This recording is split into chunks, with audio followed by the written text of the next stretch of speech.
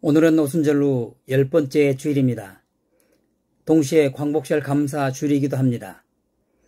오늘 말씀을 통해 나라가 독립했던 것처럼 신앙의 자유를 찾는 은혜가 있기를 바랍니다. 말씀과 관련하여 함께 살펴볼 책이 한 권 있습니다. 토저 마이티가 쓴 세상과 충돌하라 라는 책입니다. 이 책은 교회의 개혁을 외쳤던 토저 마이티의 강력한 메시지가 수록된 책입니다. 이 책에서 말하는 것은 편안함을 위해서 세상과 적당히 타협하지 말고 당당하게 맞서고 시대를 초월하는 진리를 전해주는 말씀의 길을 걸어가야 한다라는 것입니다. 저자는 이 책에서 하나님과 동행하는 삶은 세상과 충돌할 수밖에 없다라고 말합니다. 왜냐하면 하나님의 길과 세상의 길은 함께 나란히 갈 수 없기 때문입니다. 그래서 저자는 독자들에게 그리스도인들이여 무릎을 꿇고 세상을 흉내내지 말라라고 고면합니다. 우리는 모두 세상이라는 한복판에 두 발을 내딛고 살아가고 있기 때문에 세상과 충돌한다는 것은 쉬운 일이 아닙니다. 그렇지만 오늘 메시지는 더욱 강력하게 세상과 충돌하는 삶이 되어야 된다고 권면하고 있습니다. 오늘 본문의 이야기를 한번 살펴보도록 하겠습니다. 그리스도인으로 산다는 것은 주님의 재림이 반드시 오리라는 믿음을 가진 신앙의 삶이고 하나님 나라가 도래하여 곧 완성될 것이라 라고 하는 믿음을 가지고 살아가는 삶입니다. 그래서 하나님 앞에서 서야 할 것을 준비하며 경건하게 살아가는 삶을 말합니다. 이런 맥락에서 오늘 말씀은 종말의 때를 살아가는 성도들이 어떠한 신앙적 자세를 가져야 하는지에 대해서 교훈하고 있습니다. 그래서 오늘 말씀은 주님이 오시는 내용과 관련하여 소개하고 있습니다. 오늘 본문을 보면 내가, 나는, 내가 라는 형태로 시작합니다. 49절의 말씀을 보면 예수님이 오신 이유는 불을 던지러 왔다라고 말씀하고 있습니다. 그리고 51절을 보면 내가 세상에 화평을 주러 온 줄 아느냐? 내가 너에게 이르노니 아니라 도리어 분쟁하게 하려 함이로다 라고 말씀하고 있습니다. 그리고 분쟁에 대한 구체적인 이야기를 예를 들어서 말하고 있습니다. 한 집에 5사람이 있어 분쟁하되 셋이 둘과 둘이 셋과 할 것이요 아버지와 아들, 아들이 아버지와 어머니와 딸, 딸이 어머니와 시어머니가 며느리와 며느리가 시어머니와 분쟁할 것이라고 말씀하고 있습니다. 도대체 잘 이해가 되지 않는 말씀입니다. 우리 예수님께서 이 땅에 오신 이유는 화평을 주러 오신 것으로 알고 있는데 분쟁을 주러 왔다라는 말은 여러분 무슨 말일까요? 심지어 마태복음은 검을 주러 왔다라고 표현을 하고 있습니다. 50절을 보면 나는 받을 세례가 있느니라 라고 기록하고 있습니다. 여기서 예수님께서 받을 세례는 고난과 죽음을 말합니다.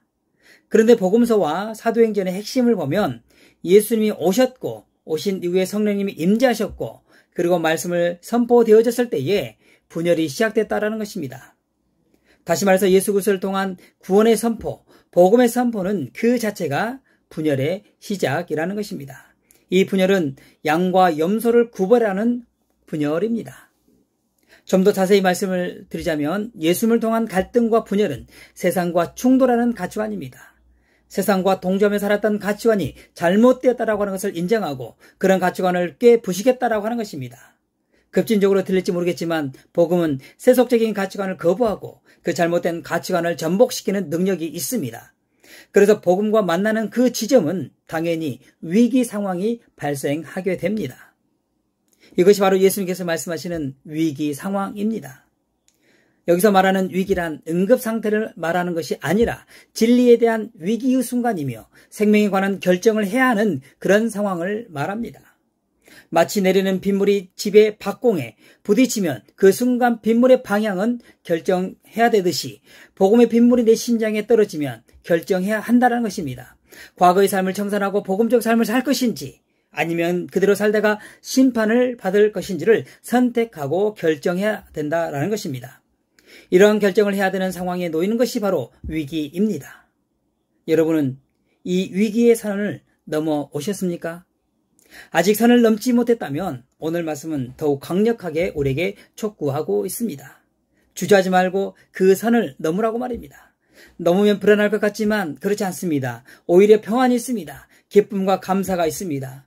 세상이 주지 못하는 참 평안이 가슴속 깊은 곳에서부터 올라오게 됩니다. 오늘 본문을 기록한 목적은 분명합니다. 복음적 삶은 어쩔 수 없이 세상과 충돌할 수밖에 없다라는 것을 깨닫도록 하기 위함입니다. 왜냐하면 복음이 추구하는 삶의 방식과 세상이 추구하는 삶의 방식이 분명 다르기 때문입니다. 복음은 하나님 나라의 가치를 두기 때문에 그렇습니다. 그래서 복음적 삶을 사는 그리스도인들의 삶의 태도는 하나님을 사랑하듯이 이웃을 사랑하는 것입니다. 그리고 하나님 나라를 위해서 헌신하고 봉사하는 삶입니다. 그런 삶을 통해서 제자 삼고 또 복음의 증인으로 세워가는 것을 말합니다. 이것은 곧 우리의 사명입니다. 하지만 세속적인 가치관이 가득한 세상은 그러한 삶을 바보 취급합니다. 어리석다라고 말합니다. 그래서 세속적 가치관과 충돌을 하게 됩니다.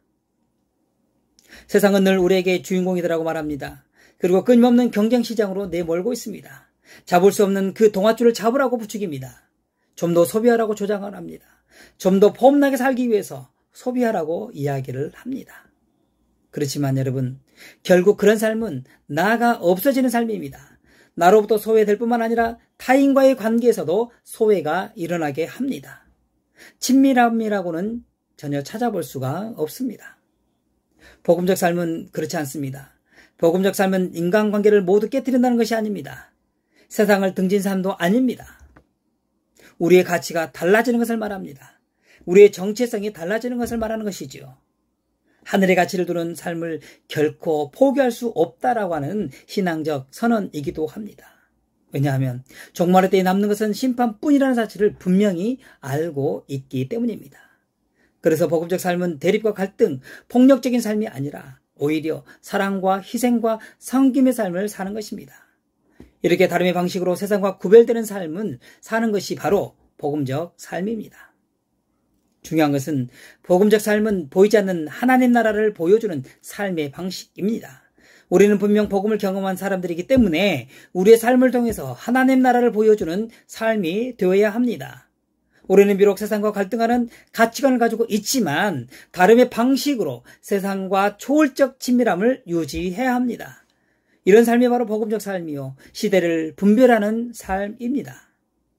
그래서 오늘 말씀은 우리에게 복음적 삶과 세속적 삶 사이에 분명한 결단과 선택을 하라고 강력하게 권면하고 있습니다. 이것이 비록 위기 상황처럼 보일지 모르지만 결정을 하라는 것입니다. 여러분은 어떻게 하시겠습니까? 결정을 하실 것인지 아니면 그대로 살다가 심판을 맞이할 것인지 말입니다. 그렇다면 우리는 어떻게 해야 될까요? 복음적 삶을 살기로 결단을 해야 합니다. 물론 복음적 삶을 살기 위해서는 무엇보다도 복음을 경험해야 합니다. 복음을 경험한다는 것은 성령의 임재를 경험하는 것을 말합니다. 그래서 말씀을 따라 순종하는 삶을 살기로 결단하는 것이지요. 이 결단은 세속적인 가치관을 따르지 않고 성경적 가치관을 따르겠다라고 하는 것입니다. 성경적 가치관은 분명 세속적 가치관과 충돌합니다. 따라서 성경적 가치관을 가지고 복음적 삶을 산다는 것은 세상과 충돌할 수밖에 없는 그런 삶입니다. 세상과 충돌하는 삶은 세상과 동떨어진 삶을 산다는 것이 결코 아닙니다. 세상의 한복판에서 하나님의 진리를 선포하는 삶입니다. 다름의 방식으로 하나님 나라를 보여주는 그러한 삶입니다. 이것이 바로 우리가 존재해야 되는 이유입니다. 또한 우리의 사명입니다. 내가 존재하는 이유는 나를 통해서 이 땅에 하나님 나라가 임하도록 임하는 것입니다. 그렇다면 우리가 무엇을 하든지 우리에게 주어진 사명, 즉 이 땅에서 하나님 나라를 이루어가는 삶이 되어야 한다라는 것이죠. 그래서 우리는 세상과 충돌할 수밖에 없습니다. 또한 우리는 이러한 사명을 위해 구체적으로 비전을 세워야 합니다. 언제까지 무엇을 이룰 것인지 구체적인 계획과 목표를 세워야 된다는 것입니다. 예를 들면 올해 1년 동안 제자 훈련 3명을 하겠다, 5명을 하겠다라는 목표가 바로 우리의 비전입니다. 그래서 구체적으로 하나님 나라를 이루어가는 사명을 감당하는 것입니다. 이런 비전이 이루어질 수 있도록 사는 것이 바로 섬김이요 봉사의 삶입니다. 사랑하는 성도 여러분, 오늘 말씀은 조금 아이러니한 말씀입니다. 그 이유는 예수님은 평화를 주기 위해서 오신 분을 알고 있는데 갈등과 분열을 주기 위해서 왔다라고 말씀하고 있기 때문입니다. 하지만 이 갈등은 정치적이고 사회적인 관계에서의 분열이 아닙니다. 사람과의 관계를 갈등하는 그런 것도 아닙니다. 이것은 가치관의 갈등입니다. 무엇이 옳은 것이냐, 무엇이 우리에게 영원한 길로 인도할 것이냐의 문제입니다. 영원한 가치관과 영원하지 않는 가치관과의 갈등입니다. 예수님의 폭로는 세상의 가치관이 잘못되었다라고 하는 선언이었습니다. 세상의 가치관은 하나님의 질서에 반하는 질서라고 폭로하는 것입니다.